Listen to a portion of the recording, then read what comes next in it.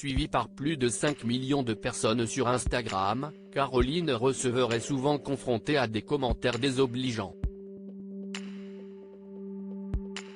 Si la jeune femme s'est justifiée sur une habitude de vie qui lui a été reprochée, c'est aussi pour déculpabiliser celles et ceux qui voudraient vivre leur vie comme ils l'entendraient. Caroline Receveur et Hugo Philippe ne mangent pas souvent ensemble alors qu'elle discutait alimentation avec sa communauté via sa story Instagram. Caroline Receveur a fait une confidence sur la manière dont elle consomme ses repas.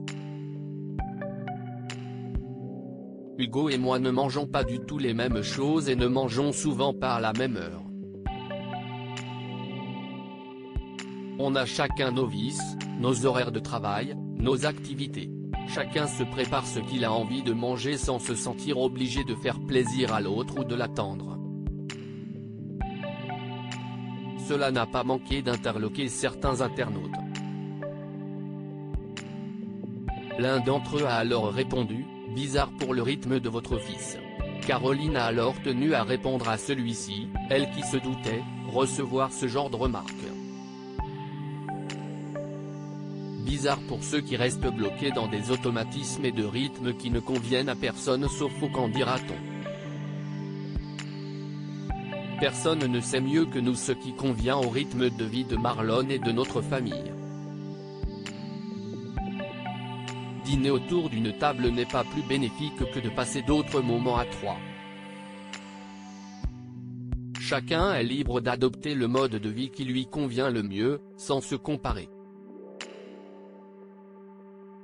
Il n'y a pas de règles à respecter, juste les vôtres avec lesquelles vous devez être en phase, pas celles qui font plaisir aux autres. Caroline Receveur @Instagram. Une mise au point nécessaire. Heureusement, Caroline Receveur a pu compter sur le soutien d'autres internautes. L'une d'entre elles a affirmé être navrée que Caroline Receveur ait dû se justifier de la sorte. Mais si Caroline Receveur a tenu à le faire, c'est aussi pour ceux qui la suivent. Si je me permets de partager cela sur mes réseaux, c'est avant tout parce que je suis totalement en phase avec la façon dont je mène ma vie et n'ai aucune peine à recevoir des messages qui ne vont pas dans mon sens.